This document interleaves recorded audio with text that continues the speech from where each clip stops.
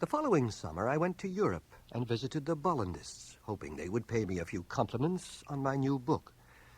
There I picked up one piece of information that pleased me greatly. Padre Blason was still alive, though very old, in a hospital in Vienna. I thought you must be dead. How old you look. Well, you must be all kinds of ages. What years? Don't be coy. What years? Just over the threshold of 61. A patriarch. You look even more, though. Do you know how old I am? No, you don't, and I'm not going to tell. But I'll tell you this much. I shall not see 100 again. How much over that? I tell nobody. But it'll be discovered when I am dead. I may die any time. I may die as we are talking. Then I shall be sure to have the last word, eh? Oh, Ramsey. Hey, sit down. You look tired. Hey, what is that interesting parcel you have in your hand, eh? I was told that you were fond of Viennese chocolate. Shh.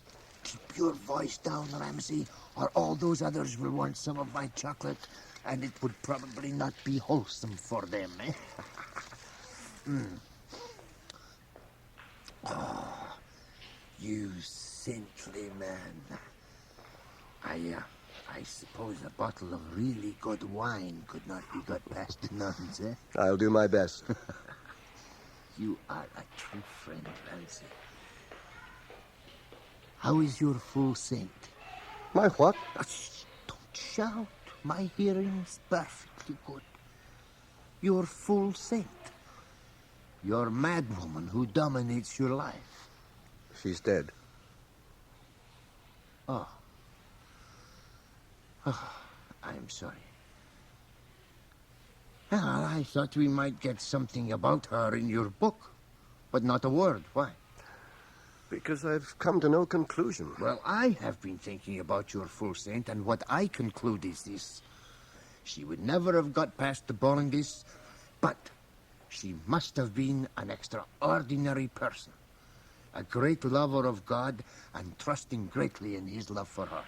And the miracle? Ah, miracles. You and I have looked too deeply into miracles to dogmatize. It seems far more important to me that her life was lived heroically. She endured a hard fate to the best she could and kept it up until at last her madness was too powerful for her. Heroism in God's cause is the mark of the Saint, Ramsey, not conjuring tricks. So, on All Saints' Day, I do not think you will do anything but good by honoring the name of Mary Dempster in your prayers. Your life has been illuminated by your full saint, and how many can say so much? Have you met the devil yet? Yes. I met him in Mexico City. Ah. He was disguised as a woman. An extremely ugly woman, but unquestionably a woman. Unquestionably? Not a shadow of a doubt possible.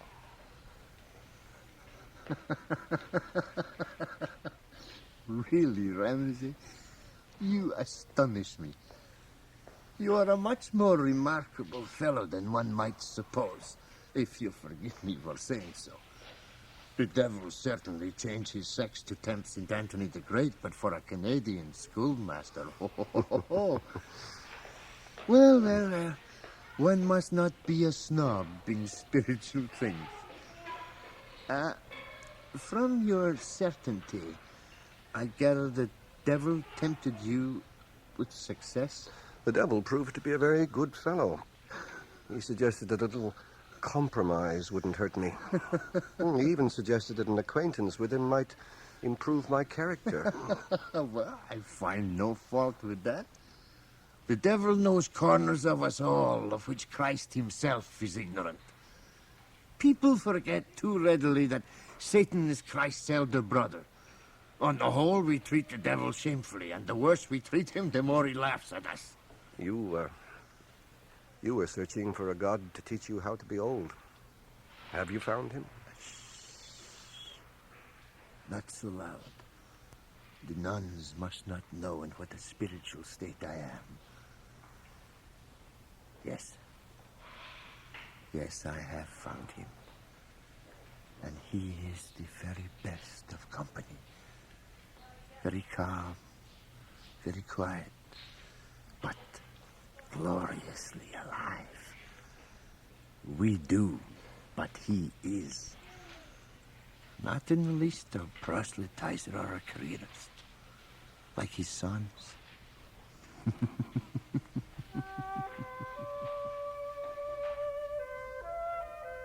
Padre Blazon was much in my mind as I tasted the pleasures of Salzburg, and particularly so after my first visit to the special display called Schöne Madonnen in the cathedral. For here, at last, after having abandoned hope and forgotten my search, I found my little Madonna from Passchendaele. There she was, quite unmistakable, from the charming crown that she wore with such an air to her foot set on the crescent moon. She'd lost her scepter, but not the divine child, a fat, reserved little person who looked out at the world from beneath half-closed eyelids. But the face of the Madonna, was it truly the face of Mary Dempster? No, it was not, though the hair was very like. Mary Dempster had never been so beautiful in feature, but the expression was undeniably hers. An expression of mercy and love, tempered with perception and penetration. I visited her every day during my week in Salzburg, and when the week was up, I never saw her again. Photography was forbidden in the exhibition. But I needed no pictures. She was mine forever.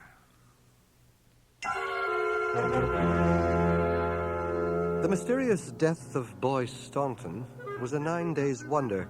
People who delight in unsolved crimes, for they were certain it must have been a crime, still talk of it. The newspapers published columns about it. Television and radio devoted much time to it. At about 4 o'clock Monday morning, Boyce Stanton's Cadillac convertible was recovered from the waters of Toronto Harbor. The car had been driven into the water at such a speed that it sank about 20 feet out from the pier.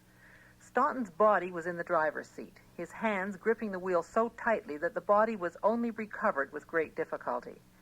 Apparently some time elapsed after the car drove over the edge, but before it filled with water. More curious, police say, is a stone, an ordinary piece of pinkish granite about the size of a small egg, which was found in Stanton's mouth. The stone could have only been there, police say, if the victim or someone unknown had put it there. Investigators are still puzzled. Was it murder or was it suicide? Complicating the case is the revelation that Stanton was about to be appointed Lieutenant Governor of Ontario. Why would a man with such a prospect and with Stanton's well-known sense of duty kill himself? The funeral was not quite a state funeral, though Denise tried to manage one. She wanted a flag on the coffin and she wanted soldiers, but it was not to be. However, many flags were at half-staff, and she did achieve a very fine turnout of important people, and others who were important because they represented somebody too important to come personally. The reception after the funeral was in the great tradition of such affairs, and the new house Denise had made Boy build in the most desirable of the suburbs was filled even to its great capacity. Denise was wonderfully self-possessed and ran everything perfectly. Or almost perfectly. There was one thing in which she did not succeed. Of course, you'll do the official life. What official life? What official life do you suppose? Oh. Is there to be one? Yes, there is to be one.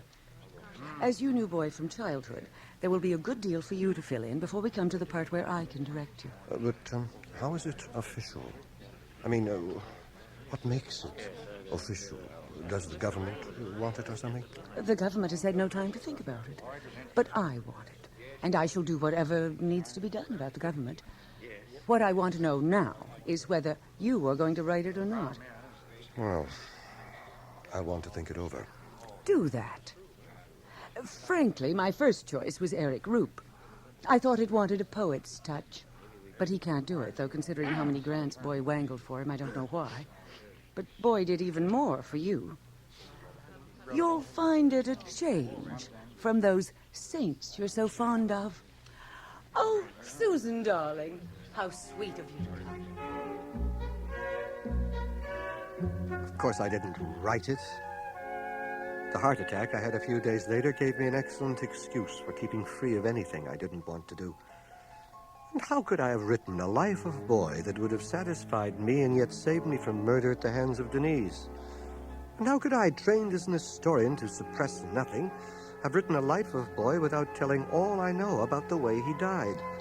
And even then, would it have been the truth? I learned something about the variability of truth from Boy himself within an hour of his death. It was like this. Magnus Eisengrim didn't bring his famous display of illusions to Canada until 1968. It was at the end of October he came to Toronto for 2 weeks. Through Liesel's intercession, I was able to get Eisengrim to come to the school on the Sunday night in the middle of his fortnight's engagement to talk to the boarders about hypnotism. Schoolmasters are without conscience in exacting such favors. Hypnotist as an all-powerful demon like Svengale, who can make anyone do anything, is, I am afraid, nonsense. Nobody can be made to do anything under hypnotism that is contrary to his wishes. Though, of course, people have wishes that they are unwilling to acknowledge even to themselves. We mustn't impose on Mr. Eisengrim's kindness any longer. I'm afraid there's only time for one more question. Gerald, you've had your hand up for some time. Sir, will you hypnotize one of us now? Yes, please. I'm sorry. I never break my rule of not hypnotizing anyone except in performance. And even then, I never hypnotize anyone under 21 without written consent from their parents. Well, I'm afraid that's all then. Shall we say thank you to Mr. Eisengrim for giving us this precious time from his very busy schedule? Thank you, Magnus. You can see how much that was appreciated. Johnny, please introduce me to Mr. Eisengrim. Magnus, this is Mr. Boyce Stanton, chairman of our board of directors. Pleasure, Mr. Eisengrim, a great pleasure. I'd like to thank you for coming to talk to our boys. And also, by the way, for a great evening in the theater. I saw your show last Thursday. Yeah, I remember perfectly. Your party was sitting in C21 to C25. How did you know that? Oh. How very flattering. And may I ask you a special favor? Mm-hmm.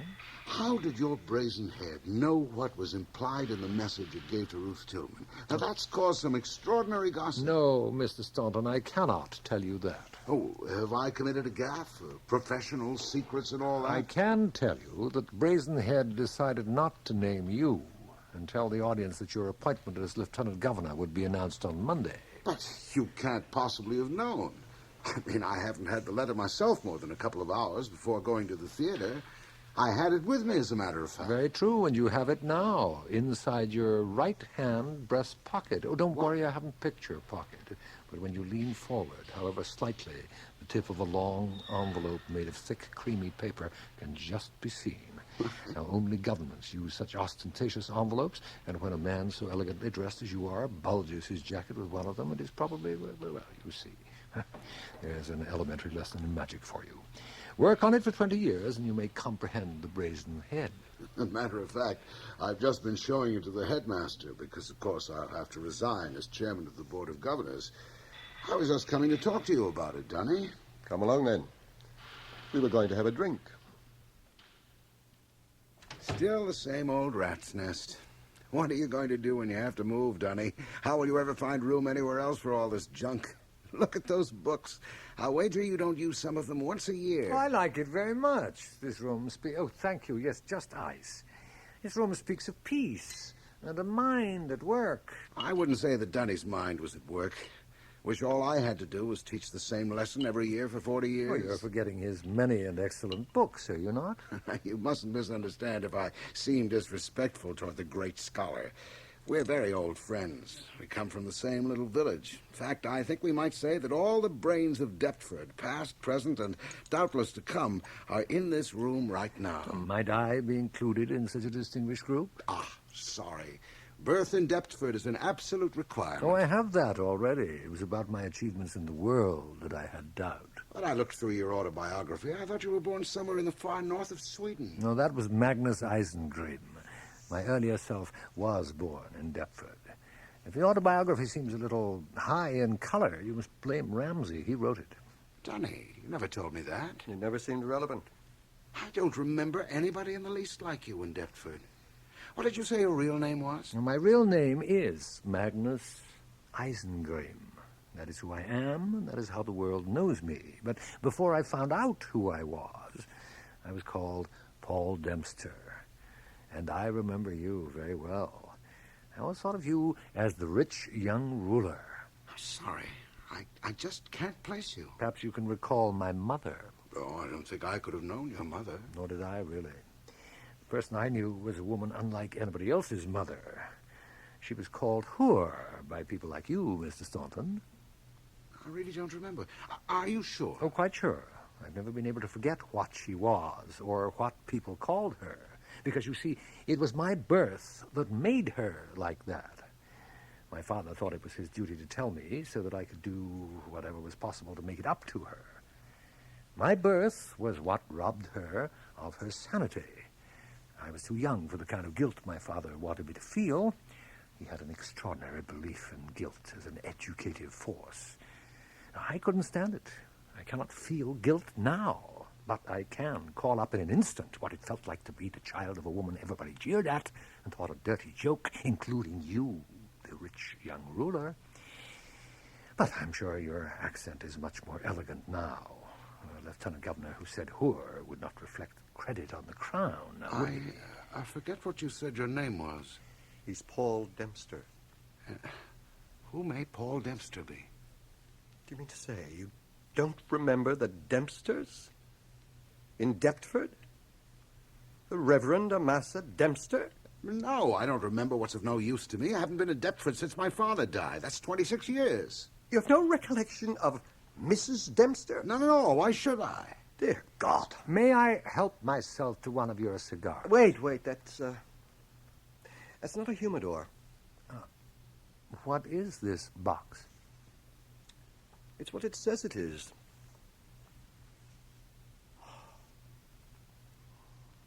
Rest in peace. Mary Dempster, 1889 to 1959. Here is the patience and faith of the saints. My mother's ashes. Why would you keep a thing like that with you? A form of piety, I suppose. A sense of guilt, unexpiated. Indolence. I've always been meaning to put them in some proper place, but I haven't found it yet. Guilt? Dear God. Liesl was right. I am fifth business. Yes, guilt. You see, Stanton and I robbed your mother of her sanity. What? When your mother was 6 months pregnant, Magnus, she was hit by a snowball which knocked her over and caused your premature birth. The snowball was thrown by you, boy. You were trying to hit me, but I dodged in front of Mrs. Dempster, and she was hit instead. That's what caused your birth, Magnus, and your mother's madness. I see. If I may say so, Dunny, I think you've let the thing build up into something it never was. You unmarried men are terrible fretters. I threw the snowball, at least you say so, and for argument's sake, let that go, and you dodged it. And that precipitated something which was probably going to happen anyhow. The difference between us is that you've brooded over it, and I've forgotten it. We've both done far more important things since. Now, I'm sorry if I was offensive to your mother, Dempster, but you know what boys are. They're brutes because they don't know any better. But Boys grow up to be men. And very important men. Men whom the crown delighteth to honor. Yes, and if you expect me to be diffident about that, you're wrong. Men who retain something of the brutish boy, even. I don't think I understand you. Would this paperweight jog your memory? No, why should it? It's an ordinary bit of stone. You've used it to hold down some of the papers on your desk for years. I've seen it 100 times. Doesn't remind me of anything but you. It's the stone you put in the snowball you threw at Mrs. Dempster. I've kept it because I couldn't part with it. I swear, I never meant to tell you what it was. But boy, for God's sake, get to know something about yourself. The stone in the snowball has been characteristic of too much you've done for you to forget it forever. What I've done? Listen, Dunny, one thing I've done is to make you pretty well off for a man in your position. I've given you tips nobody else got, let me tell you. And that's where your nice little nest egg came from. Your retirement fund that you're always whining about. Need we go on with this moral bookkeeping? I'm simply trying to recover something of the totality of your life. Don't you want to possess it as a whole, the bad with the good? I told you once you made a god of yourself, and the insufficiency of it forced you to become an atheist. It's time you tried to be a human being. And maybe something bigger than yourself will come upon your horizon. I see. You want to humiliate me in front of this man here. You seem to have been in cahoots with him for years. Well, let him hear this, since we're dealing in ugly truths. You've always hated me because I took Leola away from you. My observation has been that we get the women we deserve, King Candolis. And those who eat jam before breakfast are cloyed before bedtime. You know, the trouble with you, Johnny, Gentlemen, deeply interesting though this is, Sunday nights are the only nights when I can get to bed before midnight, so I shall leave you. I'm going to. Let me give you a lift to your hotel. Thank you, Mr. Stanton. Paul, do you want to take your mother's ashes with you? No, thank you, Ramsay. I have everything I need. It seemed an odd remark, but in the emotional stress of the situation, I paid no heed to it. Indeed, it was not until after the news of Boy's death reached me next morning that I noticed my paperweight was gone. Boy was not buried until Thursday. The Saturday evening following, I went to see Eisengrim's Soirée of Illusions, as he now called it, at its last performance.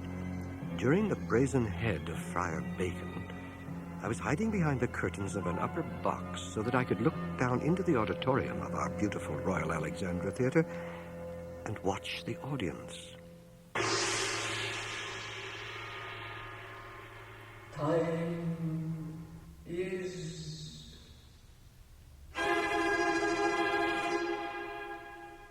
time was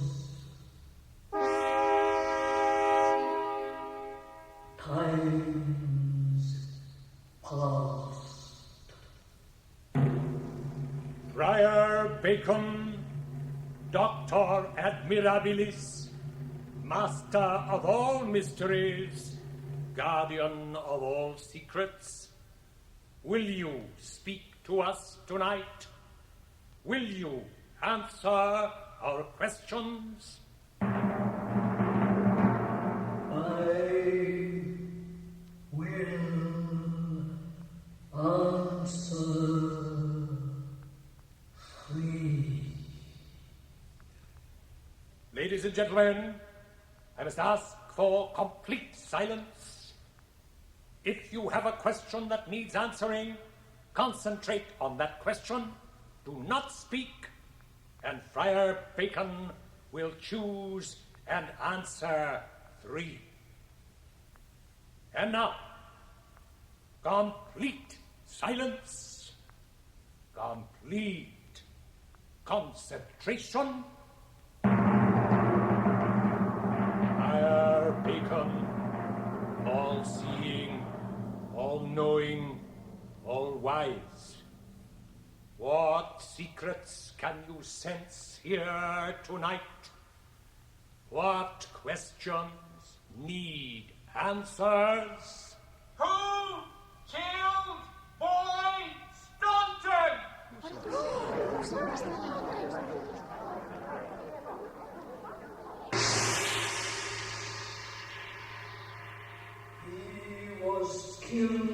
by the usual cabal, by himself first of all, by the woman he knew, by the woman he did not know, by the man who granted his innermost wish, and by the inevitable fifth, who was keeper of his conscience and keeper of the stone.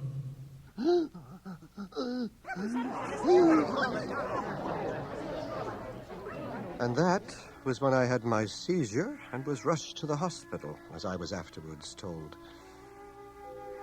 When I was well enough to read letters, I found one, a postcard to my horror, that read, Deeply sorry about your illness, which was my fault as much as most such things are anybody's fault. But I could not resist my temptation, as I beg you not to resist this one. Come to Switzerland and join the Basso and the Brazen Head. We shall have some high old times before the five make an end of us all. Love, Lisbeth.